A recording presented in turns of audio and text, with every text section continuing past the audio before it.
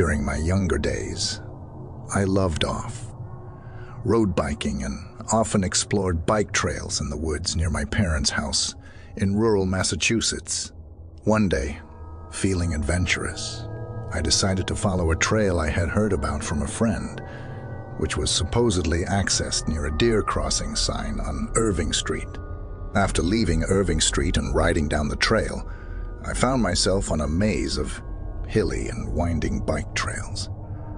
However, I eventually realized I had forgotten my water bottle and decided to cut my ride short and head back to the road. But the maze-like trails made it challenging to find my way back. As I searched for the road, I noticed a woman in her 60s, standing not too far away from me, watching me with a creepy gaze.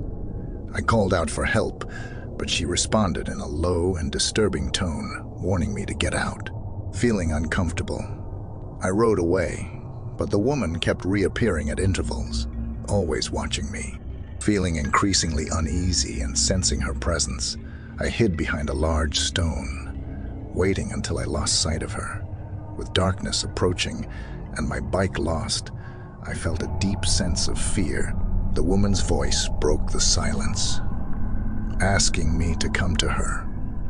This was the moment I realized she was closer to me than I was comfortable with. Her cackling sounds pushed me over the edge, and I screamed, abandoning my bike and running through the woods. Finally, I spotted lights from a nearby house and ran to it. Seeking help, an older man answered the door and provided assistance, offering me a ride and water. He seemed alarmed when I mentioned the woman and mentioned that several people had gone missing in the county recently. He clarified that the trails were not privately owned by any woman, making the situation even more unsettling. Although I was frustrated about leaving my bike behind, I was relieved to escape the situation. The woman had been stalking me for hours, riding my bike in the darkness. The encounter left me deeply disturbed and anxious about my surroundings.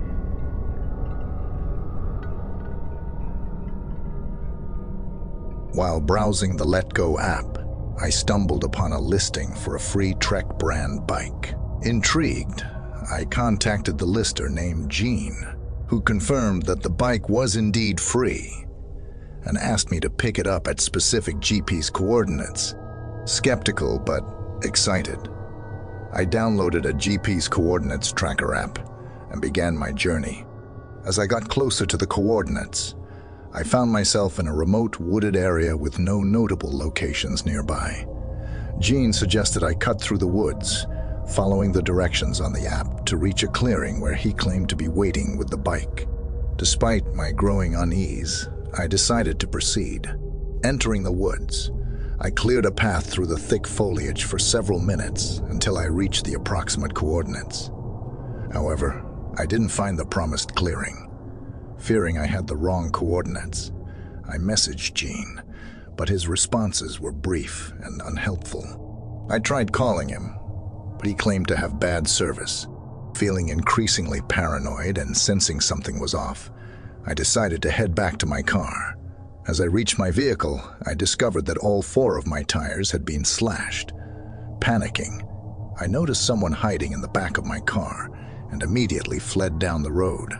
My car door opened and shut behind me, and I glimpsed someone running into the woods. I called 911, and the police arrived to investigate the situation. They took a report and helped me change my tires, ensuring I was safe. I worried that Jean might have my license plate number and could potentially track me, but thankfully, I never heard from him again. Reflecting on the strange and dangerous encounter, I learned to exercise caution when dealing with online listings and to trust my instincts when a situation seems off.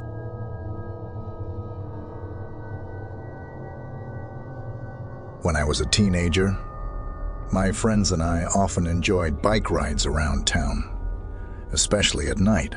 One Friday night, my friends Jackson, Roddy, and I biked to Main Street where we hung out in a parking lot, chatting and enjoying the atmosphere. As the night was winding down, we noticed a car pull into the parking lot with its lights off, seemingly watching us. We quickly decided to move to a different location on Main Street, and the car followed us from a distance.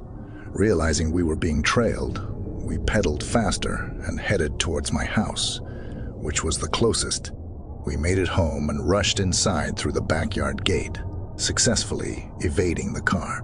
Once inside, we felt safe, and my dad, who was awake watching a movie, checked outside and confirmed that the car was no longer around. He commended us for biking away when we felt something was off. My friends eventually left, and I went to bed. Not long after, I was awakened by a clicking and rustling sound coming from the backyard. Investigating, I saw that the shed door was open and heard the strange clicking noise that stopped when I looked outside. I woke my dad, and together, we checked the yard and shed, finding no one. We discovered that the clicking sound was someone tampering with the lock on the shed door. My dad stayed downstairs for the night to ensure our safety, and the next morning, he contacted the police about the incident. We suspected that the person who had followed us in the car might have been behind the tampering, although we couldn't be certain. In the end, my dad and I decided that it was best for me to go to bed, and the story remains unresolved.